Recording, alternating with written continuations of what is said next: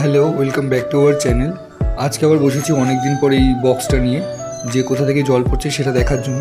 এতদিন পরীক্ষার চাপে আমি কিছুই করতে পারছিলাম না। এখনও একটা পরীক্ষা বাকি আছে, বাট কিছুদিন গ্যাপ আছে, তো ভাবলাম যে আজকে না চেক করে নিই যে কোথায় কী প্রবলেম আছে। ভাবছি হোয়াইট সিমেন্ট দিয়ে এটাকে ঠিক করব। এখানে একটা ফুটো দেখতে পেয়েছি সামান্য একটু, বাট ঠিক আছে, ওটা ব্লক করব না, পুরোটাকেই হোয়াইট সিমেন্ট দিয়ে কভার করে দেবো, তাহলে আশা করি কোনো প্রবলেম হবে না। আর এই গাছটা ছিল ঘরে, তো এই গাছটার মাথায় আমাদের বিড়ালে ভেঙে দিয়েছে, তো ভাবছি এটাকে তুলে টুকরো টুকরো করে আবার বসাবো।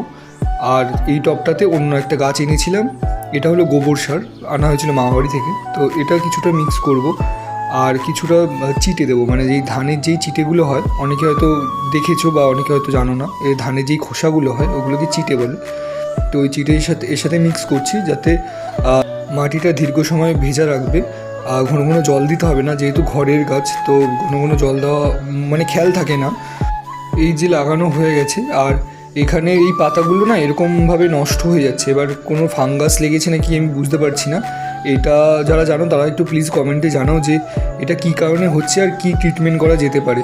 আর এখানে আমি সাফ গুলে নিয়েছি, অ্যান্টি ফাঙ্গাস পাউডার, এটাই মাথায় লাগিয়ে দিয়েছি যাতে ফাঙ্গাস না লাগে।